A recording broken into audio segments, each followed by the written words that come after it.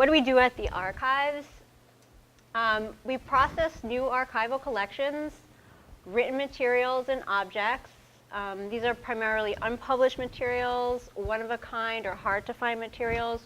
We have a small library of print books, secondary source books that you would find on local history, but the vast majority of those rows next door are filled with manuscript materials and some material culture or artifacts. The next thing we do, the most important thing, is that we guide researchers who are authors or filmmakers, students, scholars, people interested in family history. I get a lot of genealogical questions, and I can talk to you about that. Representatives from local organizations, especially the organizations whose papers we have, and people drop in, especially to do family history type stuff, or if they know we have something specific that they want to look at. They write to us or arrange a visit. We're not a lending library. There's a difference between a library and an archive. You know, a library, like the public library, you go, you check out a book, you return it. And we don't. You have to use all the materials on site in the archive space. You can't borrow things. We do make copies for people. We charge for those usually, and sometimes we scan photographs or things like that to provide digital copies. We publicize our collections through our website and the websites of our partners. And we draw upon rich materials in our collections for exhibitions, programs, projects, and events. Those are the big picture, and I'm going to discuss all these tasks and show how they're related. But first, I just wanted to highlight our most important collections and common requests. The photographs that we have, a huge photograph collection, a really, really rich one, of local institutions, events, sites, businesses, farms, and homes. And I'll give the example on the next slide. We have oral histories, numerous oral histories, over 2,000 since 1968, and still developing more projects and collecting oral histories. We have special projects focusing on oral histories with Holocaust survivors, veterans, community leaders. And these are mostly on tapes, cassette tapes, because they were started in '68, a long time ago. But we're doing a project where we digitize these. We convert the tape files into digital files so people can listen to them on their computers or on their iPhones or whatever. And we usually do these for family members who request them or for events. I think Estelle played a bit of an Albert Weinberg interview for some of you on the board here. So we had an event featuring Albert Weinberg, and we had a wonderful oral history that we digitized afterwards to make it available. We have synagogue collections, a huge strength of the archives that are continually evolving. As you know, in this area, a lot of synagogues are merging and closing, and we get additional materials. So we're constantly adding to those collections. We have a huge JCC Federation archive going back a long way. And we have lots of family and individual files. Some of them are very prominent, and some of them are hard to trace. So I usually get this question. You know, people write to me, my relative, people write to me from all over the place, in the United States, in Israel, whatever. My relative lived in Hartford, what do you know? Like, what can you tell me? So depending on what the request is, we have a couple of books that help with genealogical questions about where people are buried in the area. Sometimes I get on Ancestry or one of the other archives, but we also have collections for families. Now this gets really tricky for women, especially genealogy is really tricky for women who married, and then it's hard to trace women because their names are not what they once, they're not their maiden names. It's actually quite tricky. So I just wanted to give you a couple of examples. We had a researcher come into the archives who just bought Louis Fox's old house on 750 Prospect Street in Hartford, and she's trying to restore it to its original. So we showed her some photographs of the interior of the house. And we not only have photographs of the interior of the house, you see here the piano, the carpet, you see the moldings, the lights, the fixtures, everything, but we also have when work was done on the house, we have the construction workers, we have the invoices for the construction, so you can really figure out, you know, what the house looked like inside and outside. These are the rows of JCC and Federation records. We have lots of them. This is an example. I wanted to walk you through how we preserve family records. So the Conover family has given us, we have a lot of family papers. The Conover family has given us a lot of their papers, and frequently we get them in albums like this, family albums. This is not going to keep well in the archive. This plastic paper, the sticky album paper, that's not gonna, it's okay for now, but it's already getting brown, and you'll see later in some of the other pictures, this is not, we have to figure out how to preserve these. So what we end up doing is we take things out of these binders, these album binders, and we put them in files, and for the photos, we preserve them in special photographic sleeves for preservation purposes, and then we put them in a box in an organized way. I just wanted to show you, so this is a family collection, one of the many that we have, but there's sort of an elaborate process that goes through in order to make sure that these are preserved effectively and they don't deteriorate. This is something that Susan brought in just the other day. It's a family tree. I want an example of the kinds of things that we have in some of our collections that actually provide that genealogical base for when people actually ask us questions about genealogy. So sometimes this would actually be really, really helpful for us. Because we have an entire family, and I think Susan said that nobody was actually named the head of the family, the Itzkovitz family, because there was a lot of daughters in the family, but that was sort of how you would trace the family. So this is just an example of the kinds of family collections and photos that we have from the area.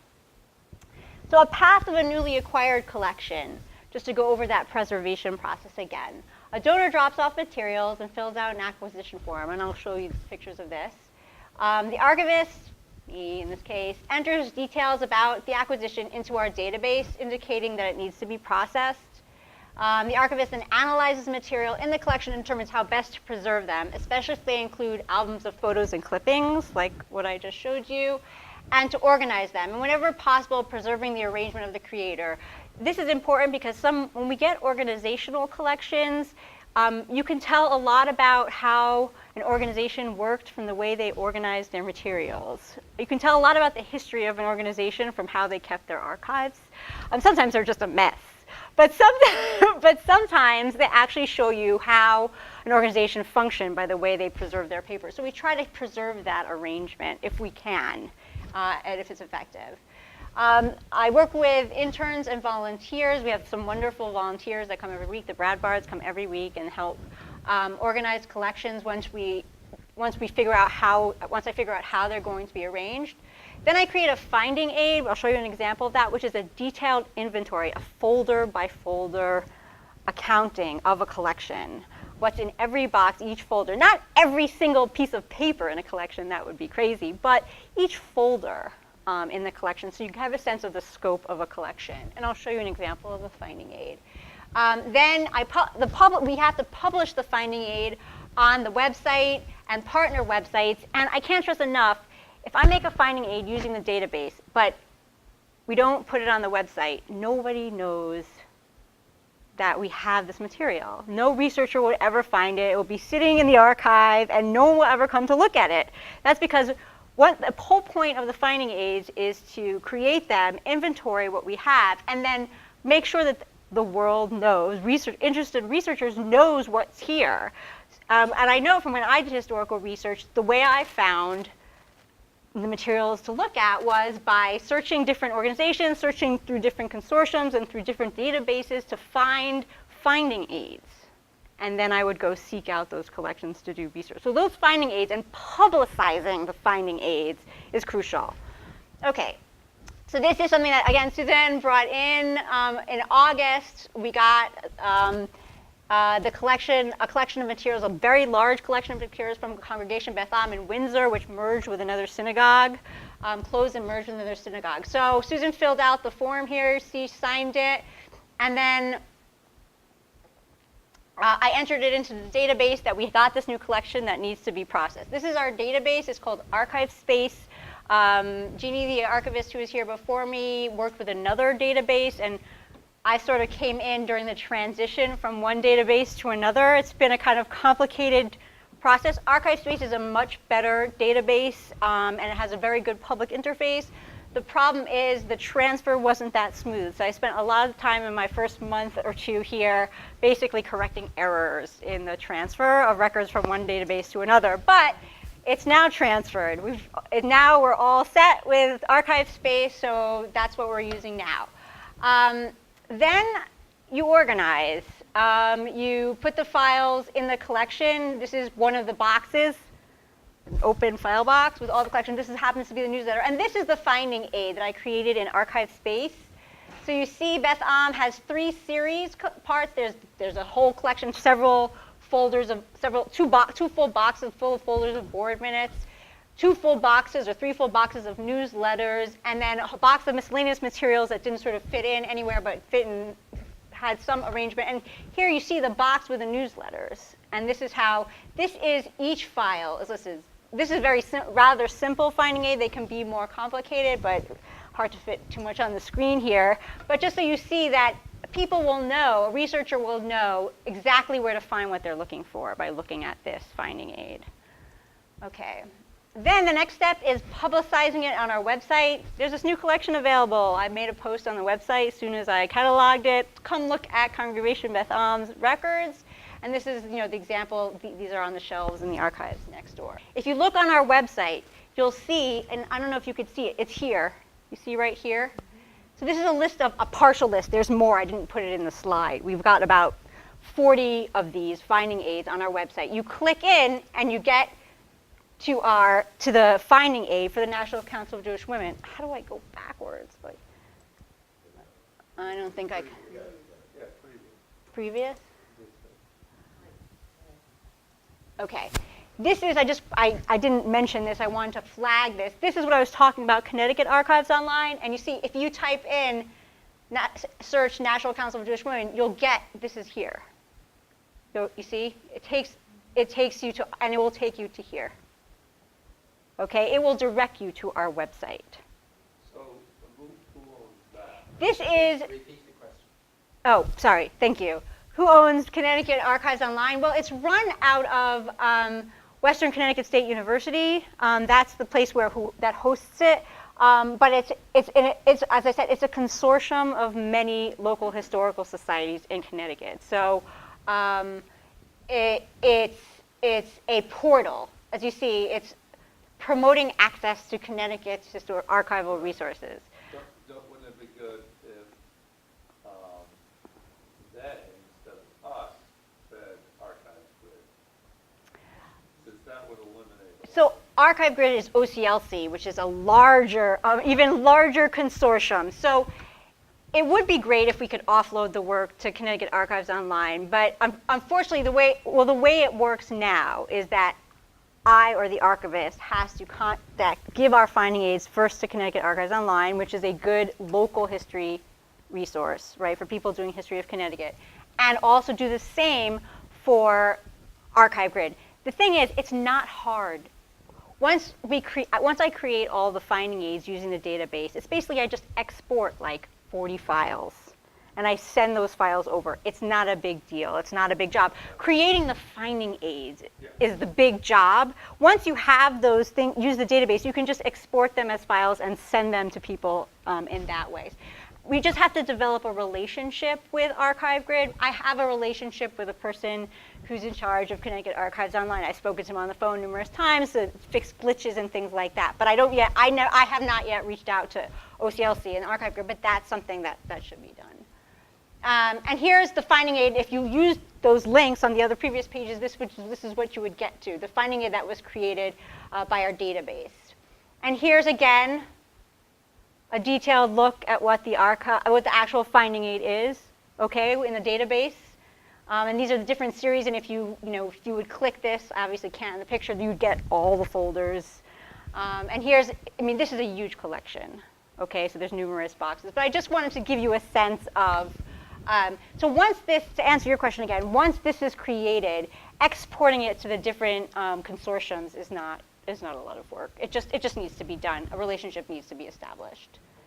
And again, here are examples. Now, like all the other collections, the National Council of Jewish Women is a growing collection. We just got a new box of materials that need to be now added to the finding aid.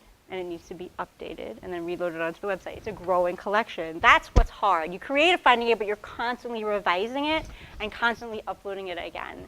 So there's a good time. Also, the last time we really have revised and re-uploaded our finding aids was probably about 2 years ago, because we've been transitioning to this new database. So there's a lot of updating, revising, and republicizing to do to get the updated finding aids more readily accessible. Exactly.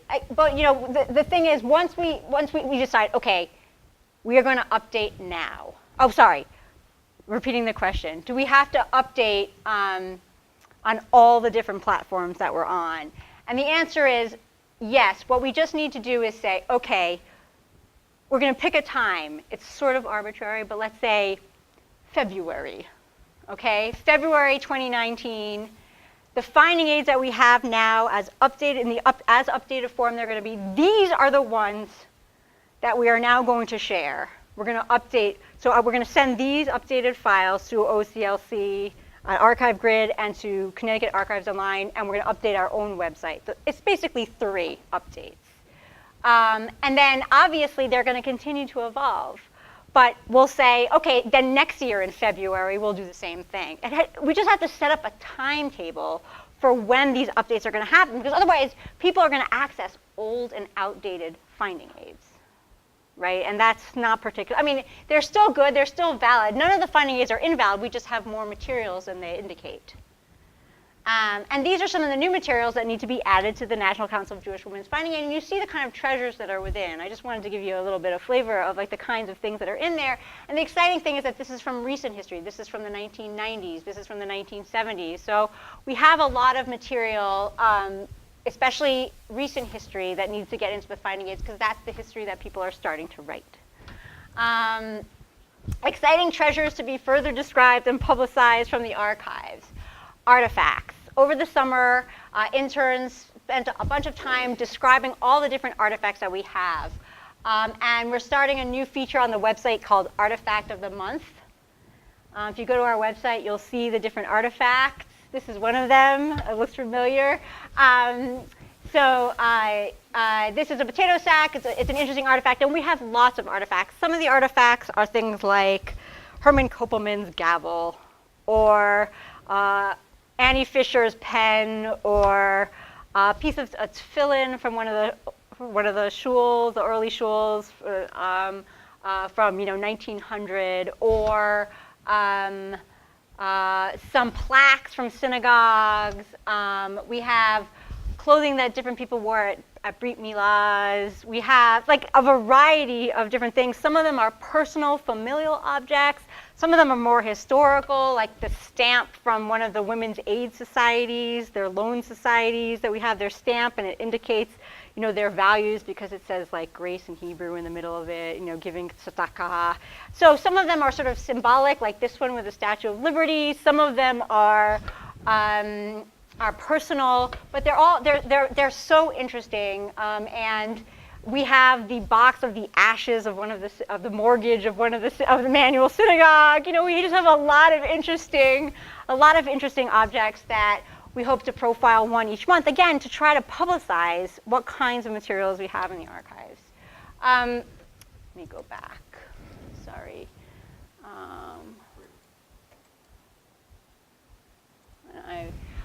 Scrapbooks, I'm just going to go through this and then I'll get to the pictures so I don't have to go back. Scrapbooks, these are fragile and buried in finding aids. So sometimes at the end of a finding aid, they'll say, like, we have scrapbooks. But what's in the scrapbooks is not really clear, and there's a lot of rich material. The problem with some of them is that they are falling apart. Scrapbooks are something that they're invaluable for historical research, because people did sort of idiosyncratic and thematic collections. So we have a scrapbook on sports. Somebody collected all of Weaver High School sports, fascinating stuff.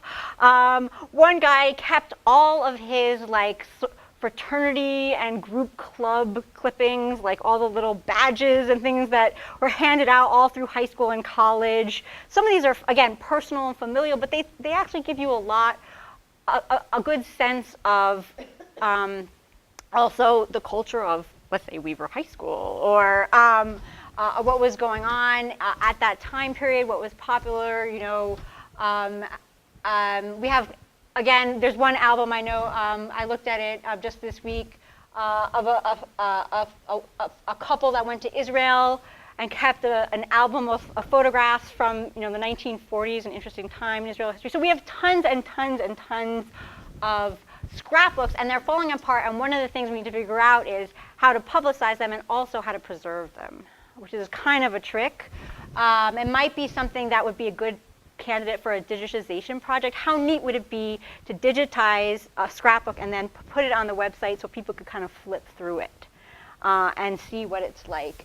And again, these are, you know, now a lot of newspapers are, you know, you can just go on to archives and read everything on your computer, and but there's something fascinating about flipping through somebody who made a scrapbook very deliberately on a particular topic, and you can learn a great deal that you wouldn't learn otherwise. And also, there's some publications that are obscure and you wouldn't find in many libraries. We're not talking about the Hartford Courant here. We're talking about, you know, some small local paper that this may be the only one left. Somebody put it in their scrapbook and that's it, you know. Or so these are sort of one-of-a-kind items and buried in the archives. As I said, we need to incorporate new materials into existing collections, and many collections need to have their finding aids expanded and publicized, or researchers won't know what's in them. Like I said, we have lots of sports collections, but also some interesting newspaper collections, obscure runs, and I'll show you some pictures of these.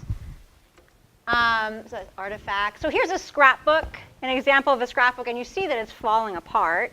And this, I mean, I could have picked a more evocative page in the scrapbook, but I wanted to show you the deterioration a little bit, okay? I didn't pick the prettiest page in the scrapbook, okay? I picked a page that would show you sort of what we're up against here.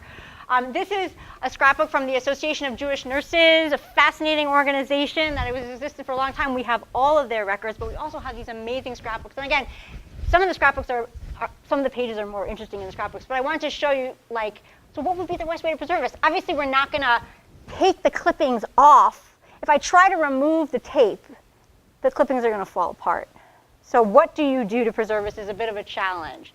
We have family papers. The family of George Kramer and Maxwell Kramer, who are father of Larry Kramer, the famous AIDS activist. We have their papers, the family papers in our collection, which is kind of an interesting collection that needs to be, I think people would be interested in that. People doing research on that would be interested.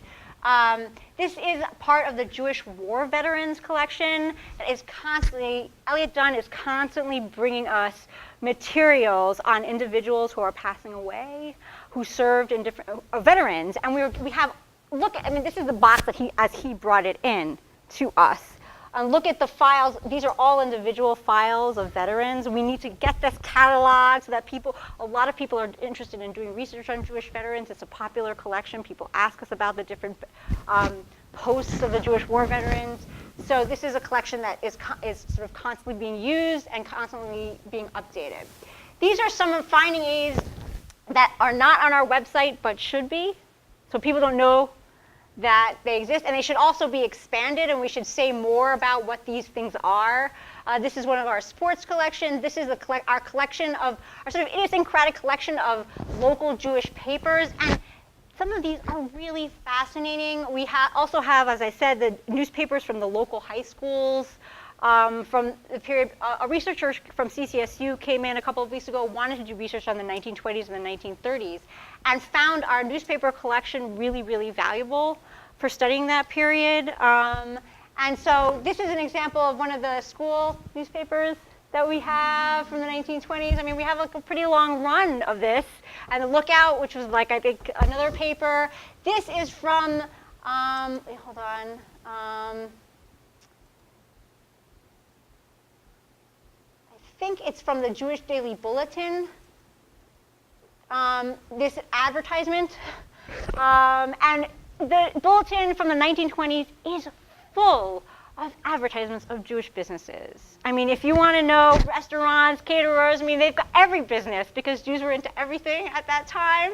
This is just an example of a restaurant, and you can see what people ate. This is why I put it up, because you can see what people were eating at the restaurant. You know, so looking through the newspaper is really interesting. If you wanted to know about life in Hartford in the 1920s, browsing through this, and even just looking for the ads would give you a lot of information that history has not been written. Okay, so it's exciting. It's exciting material, and it's buried in the archives, and it needs to be publicized. So in that finding aid about the newspapers not only needs to be publicized, but there needs to be a short description of what you might find in those newspapers also, so that people know. People know this would be a great resource for studying Jewish businesses from the 1920s and 30s. Last two slides. We also, one of the things I mentioned at the beginning is that we run events and we have and do lots of projects that build on our collections and publicize them. Some of you were at the New Britain event that we had a couple of weeks ago, which is fabulously attended, usually attended. And as a result of having that event, we collected lots of photos and documents, and we created a DVD, and we're currently adding material to the finding aids of the 2 New Britain synagogues that we collected after that event. So that's a kind of, and we'll post them on the website so people know that we have records of those 2 synagogues. We had a recipe day event that went wonderful. We're still collecting recipes, kosher recipes, Jewish recipes, and videos from the event were posted on our website. One of the things I was hoping to do while I was still here, but maybe the next archivist will take it on, is do an exhibit for our exhibition space in the archives room on female first in Hartford, including women professionals, community workers, labor leaders, athletes, and religious leaders. And one of the female labor leaders we were thinking of featuring was actually mentioned in the Brunch and Learn we just had. A female rabbi served at Congregation Beth Am in the collection that I showed you. I just created a finding aid for. Research on 2 other women, build our collections, and we're also thinking of doing a new oral history project focusing on professional women in the area too, and their professional lives and careers. So this is just to show you how all these things sort of connect and work together. So last slide, sort of the most important task of the archivist is to, this is just sort of repetition, processing collections, creating finding aids with a database, making them accessible to the public to facilitate expanded use of the archives. Responding to researchers' requests by phone, email, and in person.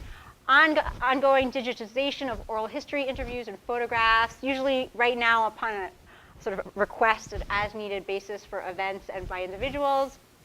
Selecting materials for use in exhibits, social media, and web features.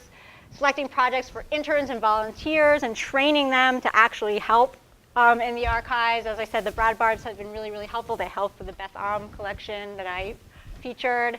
Addressing preservation concerns. What would be the best way to deal with those scrapbooks? Maybe applying for a grant to digitize them and post them on the website. So that's basically it.